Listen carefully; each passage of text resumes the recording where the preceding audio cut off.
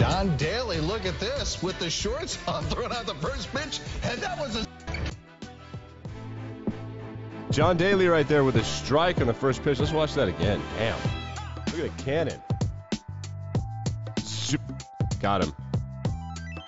First pitch in the Cardinals-Nats game in St. Louis. Daly, of course, an Arkansan. And, the Cardinals have an enormous geographical fan base. A lot of Cardinals fans out there. It's actually more annoying than it sounds. It's not just St. Louis. It's like the entire Midwest. This is interesting to see.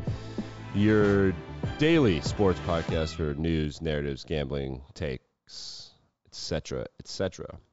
Like, rate, review, subscribe, YouTube, blah, blah, blah. Okay. The NFL starts today, and we're going to get into how to bet this game, I think. Daily fantasy, we're going to do an explainer for those of you that don't know how to play and are like a little worried, or like, I'm also going to pick a lineup maybe on the air. We'll see what happens. Football. But we're going to start with chess. Chess right now is in the news more than it has ever been for something other than the Queen's Gambit show on Netflix. It's like on Fox Sports, and it's on TikTok, and Vice is reporting on it. And I'm sure the Wall Street Journal and the New York Times are about to come out with stories. So this is what happened. And I'm going to explain this to you because it kind of matters. It's just also, it was all over the internet. It was like trending globally. Magnus Carlsen, the greatest player in the world, and probably the greatest player ever, withdrew from a tournament in St. Louis, which he has never done before. He's never quit in the middle. Everyone's like, are you sick? No. Well, he was at a tournament with this guy named Hans Niemann, who is an admitted cheater in online chess. The implication from Magnus withdrawing is that he thinks Hans was cheating again. Well, how can you cheat in over-the-board real chess? Some nerd wrote a scientific paper about how you could have a computer under your clothes that sends signals to your body in your shoe and analyzes the game for you. So theoretically, you would input the moves like with your toes, and then it would send signals to you in another way. Magnus suspected Hans was cheating, and so he bailed. Hans has then been kicked off of chess.com because Magnus is so big and powerful as a chess person. He has his own production company for playing chess. Like, it's not just like book Magnus, it's like playmagnus.com or something. And chess.com needs him. After years and years and years, Magnus only streamed and played online at this one place. They had like a year-long, like it's like a 5-year deal or a 3-year deal or something, where he wouldn't play on chess.com and he wouldn't play on Lead Chess. These are chess online free chess platforms. Well, now he's back on chess.com for the first time in years. So immediately after withdrawing from the over-the-board tournament against Hans, chess.com bans Hans from playing online. Remember, these high-level players, like, they pay their bills with Twitch, and they pay their bills by winning chess games and sponsorships and shit. Well, chess.com, the biggest platform on the planet, banned this guy because he is an admitted cheater in the past, because Magnus thinks he was cheating over the board. Now, he goes on somebody's podcast or some shit, and he gives an interview, and he's very like passionate about all this. Now, all of the famous chess people, the highest level GMs are in lockstep here. Like Hikaru Nakamura, and it appears like Anish Giri and other very famous players are like, yeah, he's a cheater. Magnus has no proof of this, that he was cheating over the board. Are we in a place now where it'll be like golf, where like they have to go to like a dressing room and like get into their clothes that were already inspected and like the change and shit? Kinda. Technology is so small now. Maybe. But anyway, that's what's going on. There's a cheating scandal where the best player in the world accused, like they actually didn't even accuse, he just quit the tournament. He didn't lob an accusation. Anyway, it's a whole thing. I did see a TikTok where Vice was like, is this chess as big a scandal in 1,500 years? No, fucking goddamn it. What? There are very famous chess players who would have been murdered in what was the Soviet Union. Bobby Fischer was a terrorist. Kind of. He's like not allowed back in the United States. No, this is not a top 5 chess scandal. It just is the one that you found out about because Magnus is verified on Twitter. Jesus Christ. All right, let's get to football. Let's get to sports. It's my podcast. So I want to talk about chess. All right. It's time for sports. The Yankees played a game yesterday. Did they win it? I know that everyone's freaking out. Yeah, they did. They won. I see. It was a day-night doubleheader. Why would we play 7-inning games when we could play 18 instead of 14? Yeah, that's real baseball. Let's waste everyone's time. It's September. That's exciting. Yeah, so they win both the games. Yankees are kind of figuring it out. Joe Judge versus Shohei Ohtani for the MVP, which is hilarious because the Angels are garbage.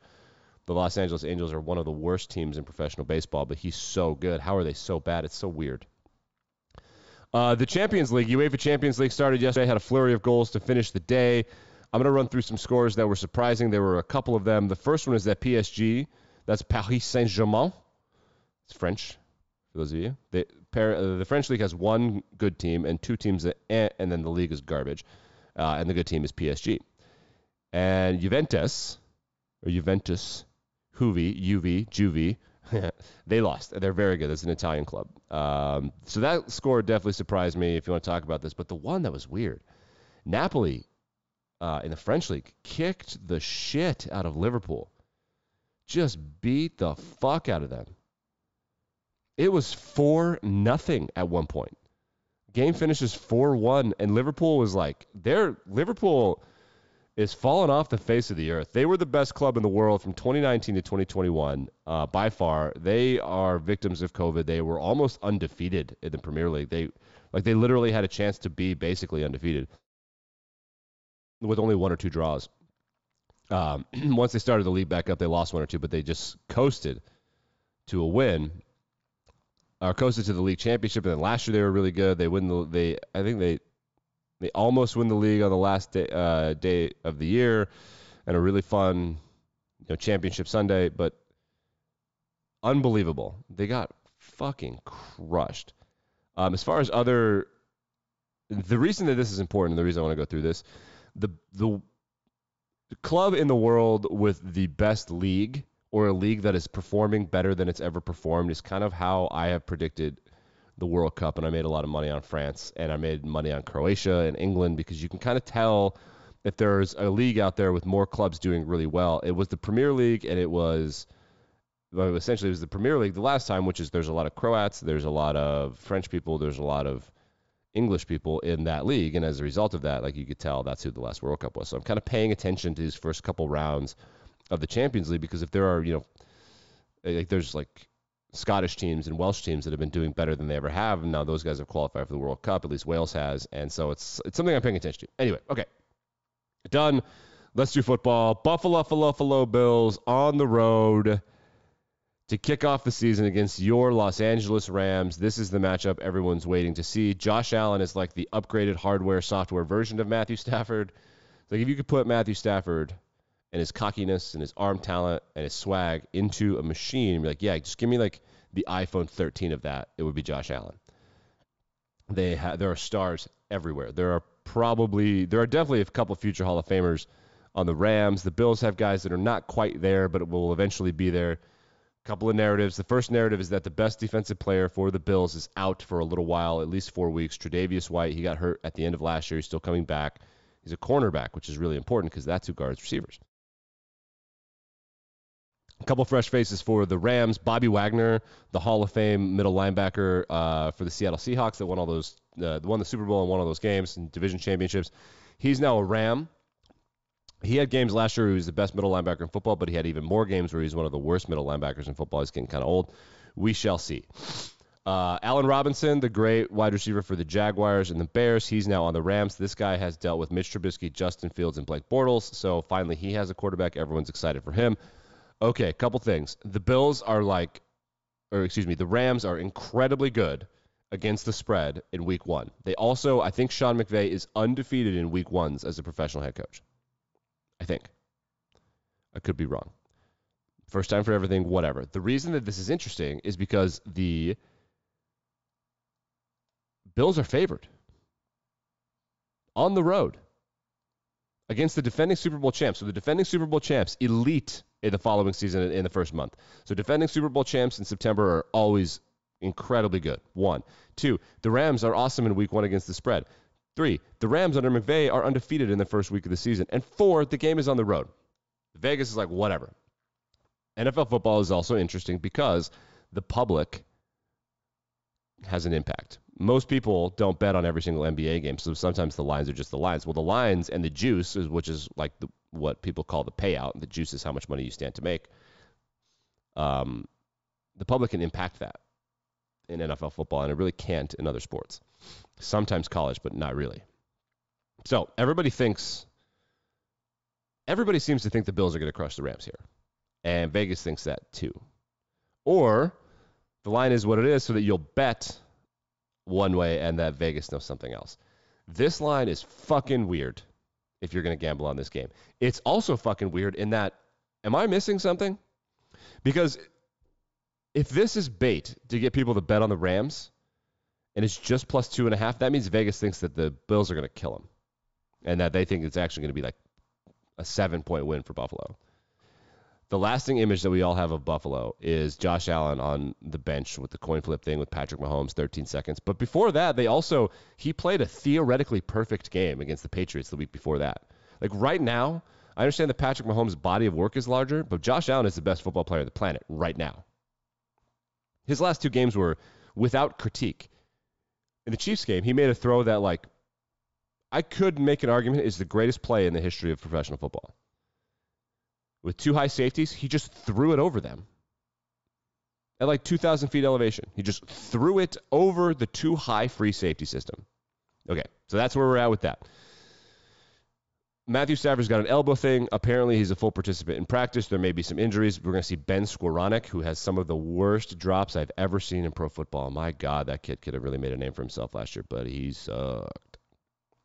And I have that because it's a segue. I have Ben Skowronek to be an anytime touchdown scorer for the Rams. This is to do the gambling preview. Then we're going to do DFS, and we'll get out of here in a minute or two. The DFS is really funny. It's great, daily fantasy. Ben Skowronek scored a touchdown. Love that. Josh Allen's over-under on rushing yards is 37.5. I think that in the first couple weeks, we're going to see the Bills scale back how much they ran him. Brian Daboll was the offensive coordinator for the Bills. He's now the head coach of the Giants. I'm just trying to help you guys get ready for the season. The Bills would, every now and then, when Josh was too hyped up or wasn't quite like settled into the game, they would run like quarterback sweeps to kind of get him into the game. I think that he's a big boy now, and he's like one of the richest players to ever play football. And they're like, yeah, we're not running you anymore. And then when you scramble, like, you need to not get hurt. You are our entire, like, the entire city's economy is based on you. So please stop it. So 37.5 back in the day, like, yeah, man, Josh could go for 60. I don't think he's going to run at all. I think there will be 0 designed runs. The new offensive coordinator is Ken Dorsey, college football legend from the University of Miami, and just football nerd and genius. We'll see what they have, but I think he's going to be under rushing yards. Ben Skowronek, anytime touchdown scorer. Matthew Stafford, there are 2 versions of the receivers he throws to. Every single team he's on, he's got a favorite guy, and then he's got the rest of the team. And last year, the favorite guy was Kupp. When he was out, it was, whoever else was open, which the Rams struggled with. This year, because they have Allen Robinson, I think that, Skowronek, Tutu Atwell, Van Jefferson, when he comes back, Allen Robinson, are going to be better than Cooper Kupp. That's just how Stafford operates. Secondly, under rushing yards for Cam Akers, it's in the 40s. Yeah, the Rams aren't. Matthew Stafford doesn't hand the ball off. He doesn't like those plays. So Matthew Stafford over 270 yards. Cam Akers under rushing yards. Josh Allen under rushing yards. First-time touchdown scorer is going to be the only one I think is going to be really fun. I like the Bills' secondary tight end, Jamison Crowder. You get in the red zone. The tight end, the big lumbering tight end, is one of the best people to throw to in that kind of situation. If the Bills win the opening coin toss, I love Jamison Crowder to be the first-time touchdown scorer. Okay. I think the Bills are going to win. I would bet on them to cover. Everybody loves the Bills. That line is weird. The other thing is that this game is in Los Angeles, and it's going to be at least 50-50. It might be 60-40 Bills in that stadium. I mean, the Bills I don't think they've been to L.A. since the stadium's been open. And, Bills fans, this whole team in L.A. thing is fucking stupid. Okay, daily fantasy, for those of you that don't understand, there are 2 kinds of daily fantasy for football. I'm not going to get into other daily fantasy stuff. It's incredibly fun. So you put money into an account on FanDuel or DraftKings, and I think there might be some other ones. And what it is you just draft a team for that game or that weekend, right? And when you do that, it puts you into these tournaments. You can be we can do leagues, like I can get my friends and we can do a league, and you can just bet money against each other week to week, and you draft every week. Or you can play against the public. Some tournaments have 100,000 entrants, and if you win the whole thing, you could win $1 million. There's the top one this weekend is $1 million. Or I like to do single games, and that is you just pick 5 guys. with a budget of I forget the budget. Let's just say it's like $40,000, and FanDuel gives you arbitrary prices on how much it is to draft a guy. So like Josh Allen would be like $20,000. So for the rest of your positions, you have $20,000 to fill them out. So that means you can have a couple superstars and a couple scrubs. And if those guys have the most points, theoretically, compared to the other people who are also picking a lineup, then you're rewarded with money. Now, it's not first place if you ain't first or last kind of thing. If you take 75th, you can win $150. DFS is where you would, if you were going to be a professional sports gambler, DFS is where you would make your money, because they just draw from the pool and then FanDuel takes a cut off the top. I love doing that because it gives you an investment in the game in a much more fun way than gambling, in my opinion. And also, it allows you to show off how much of a nerd you are about football. Like, for example, not in this week because it's week 1, but the Rams have a running back that from Notre Dame is a rookie, Kyron Williams. Matthew Stafford's going to love him. He's a pass protector. He's a third down, check down guy. That guy is going to win some DFS games. I guarantee it. Not now. He's like check in week 10 or so. So for this game, obviously, and the other part about this is fun, is there's something called an MVP. And an MVP is either, depending on the league you're in, either 1.5 times points or 2 times points. A good MVP, for example, might be a tight end who would normally score 12 fantasy points. You put him in your MVP spot, he scores 20, right? Anyway, that is to say, I love DFS. I can't recommend it enough. I'm going to do a whole bunch of lineups this year because it's legal everywhere, unlike online sports gambling, which is hilarious. Okay. For this game, for example, I love Ben Skowronek. I just think he's such a speedster. He only needs to get open once. The Bills don't have any corners, and Stafford could throw. He could have 2 catches for 75 yards, and that would be enough if nobody else drafted him. You want to have, 1 or 2 guys like that on your DFS lineup. Never in real life fantasy though, ever, never, ever, ever. All right, let's get out of here on I guess you do season predictions, huh? So everybody likes the Bills to win the Super Bowl. A lot of people like the Chiefs to win the Super Bowl. I like the Packers to win the Super Bowl. Their defense is filthy. I like the Eagles in the NFC Championship. My other 2 Final Four teams, I think, are going to be the Bills. And I think are going to be the Chiefs. So we got Eagles, Packers, Bills, Chiefs. My MVP is Josh Allen. It's his turn. Defensive Player of the Year, Aaron Donald. Rookies of the Year, I like Sam Williams from Dallas. And I like George Pickens. Coach of the Year, Dan Campbell. Like, rate, review, subscribe. Tomorrow we have a Football Friday. Thursday Night Football. Football Friday. Back and better than ever. We did it, folks. We made it.